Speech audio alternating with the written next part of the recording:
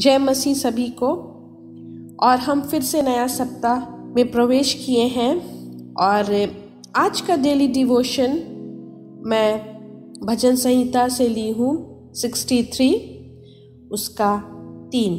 यहाँ पे ऐसे लिखा हुआ है, क्योंकि तेरी करुणा जीवन से भी उत्तम है, मैं तेरी प्रशंसा करूँगा।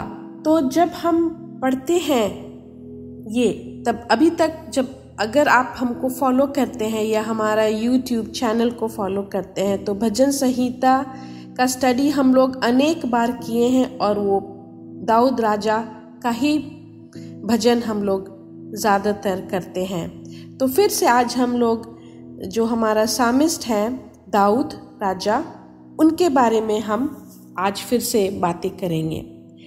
तो एक बहुत ही अनोखा और अचंभा बात है कि लोग हमेशा चाहते हैं कि उनका ज़िंदगी एक अच्छा से गुजरे, अच्छा सफ़र हो और उनको परेशानियां ना हो। लेकिन जब परेशानियां आती है ज़िंदगी में, तब उसी समय पता चलता है कि हम कितने मजबूत हैं अपने ज़िंदगी को लेकर के।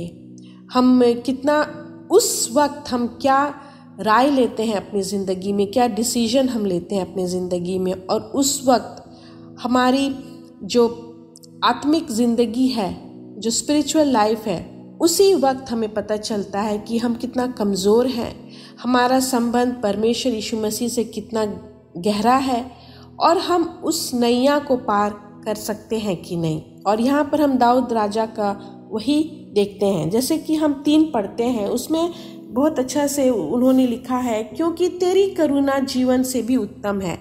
तो ये आम व्यक्ति कभी नहीं बोलेगा कि तेरी करुणा मेरी जीवन से भी उत्तम है। जो अपनी ज़िंदगी को बहुत प्यार करता है सिर्फ दुनिया में, तब वो अपने आप को परमेश्वर से दूर रखता है।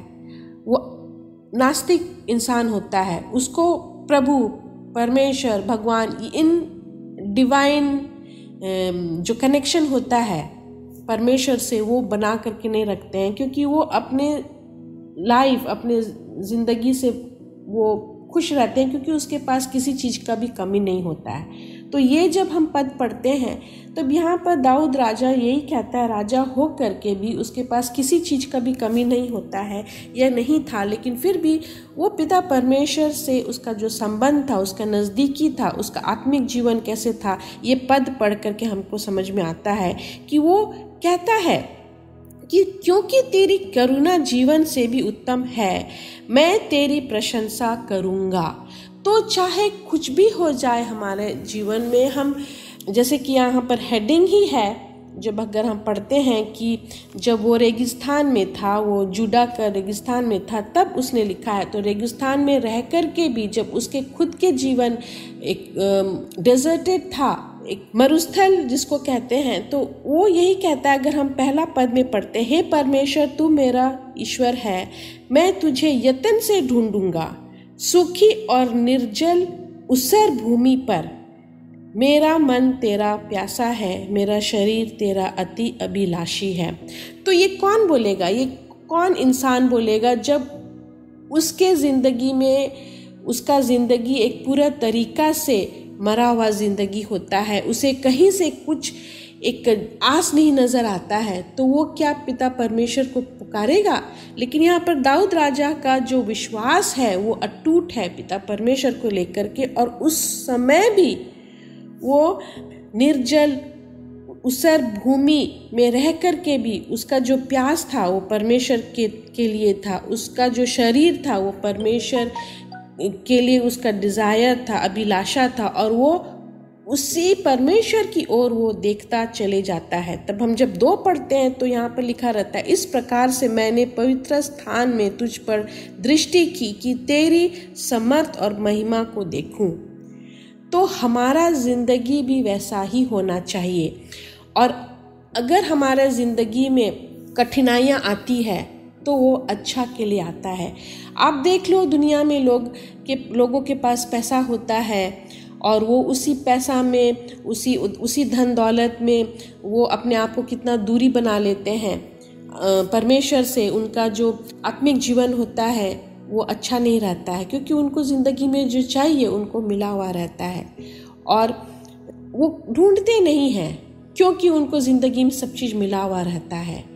लेकिन जब हम मसीही लोगों के बारे में जब हम बात करते हैं, तो जब हमारे ज़िंदगी में बहुत सारे कठिनाइयाँ आती है, तो परमेश्वर चाहता है कि हम उसी को पुकारे। परमेश्वर चाहता है कि उसका प्यार उस समय वो हमें दिखे, वो दर्शाता है। लेकिन वो हम किस तरह से ढूंढते हैं उस वक्त जब हमारा परिस्थिति बहुत ही खराब हो जाता है।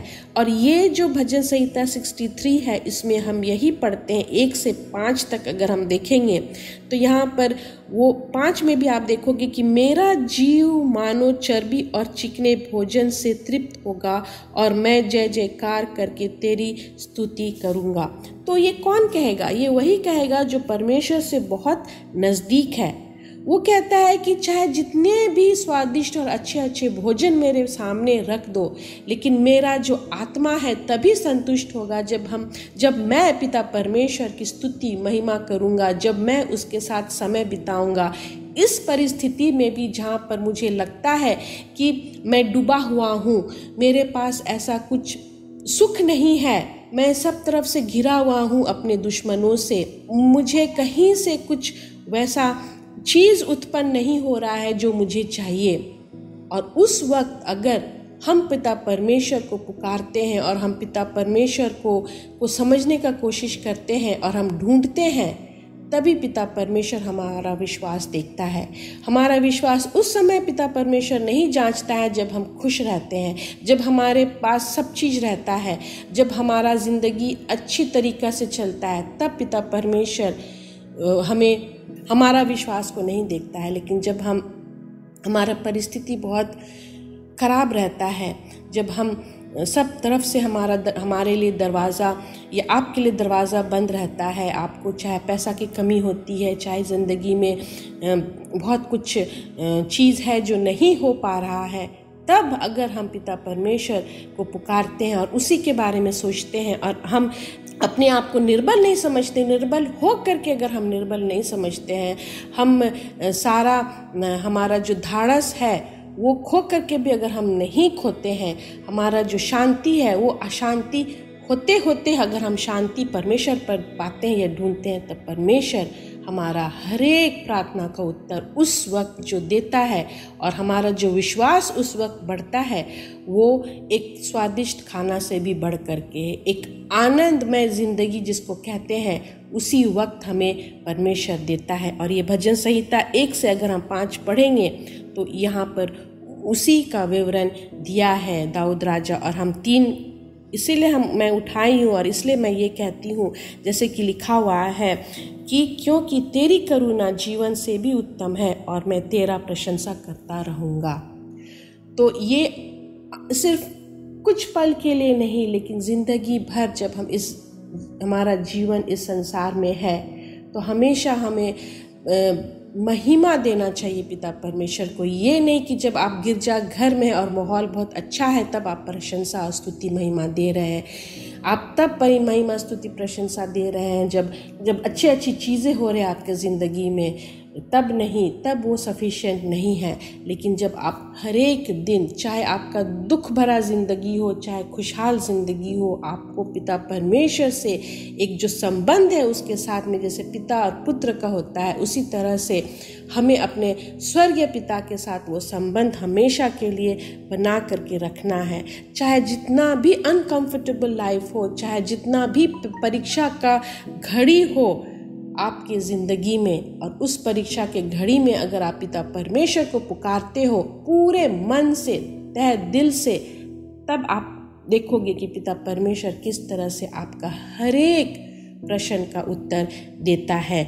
और उसी को हम कहते हैं कि एक हमारा संतुष्ट ज़िंदगी होता है। और उसी समय हमारा दिल जो आवाज़ उठता है वो हमारा मुंह और हमारा होठों से जो निकलता है प्रशंसा महिमा पिता परमेश्वर के लिए, वो सच्चाई का प्रशंसा होता है। और वो पूरे मन से हम जब स्तुति महिमा करते हैं, तभी पिता परमेश्वर का जो हम दरवाज़ा खटखटाते हैं, स्वर्ग का दरवाज़ा, तभी वो दरवाज़ा खुलता है और हम तभी स्वर्गदूत भी हमारे साथ वो प्रशंसा करते हैं और वो खुशी मनाते हैं। इसलिए जब जब आपके ज़िंदगी में कुछ परेशानियाँ आती है तब उस वक्त ऐसा आप कभी भी परमेश्वर से अपने आप को नहीं दूर रखिए, लेकिन उसी समय परमेश्वर को आप अपने आप को पूरा तरीक़ा से आप दे दो। और ये नहीं कि जब वो परिस्थिति आपका सही और अच्छा हो जाए तो आप फिर दूरी बना लो, नहीं। जब आप दे देते हो तो आप पूरा तरीक़ा से अपने आप को परमेश्वर के हाथों में सौंप दो। आपसे मैं ये 2 प्रश्न आपसे करना चाहूँगी जो मैं आजकल शुरू की हूँ हर एक मैसेज के बाद में। तो आपका पहला क्वेश्चन या सवाल यही होगा कि जब आपकी ज़िंदगी सूखी और निर्जल ऊसर भूमि की तरह होता है तब आपका स्वभाव परमेश्वर के तरफ किस तरह से होता है? वो पहला क्वेश्चन है। दूसरा क्वेश्चन यही है कि साम 63 1 से 5 अगर आप मनन करते हो तो आपको उससे क्या सीखने को मिलता है? धन्यवाद।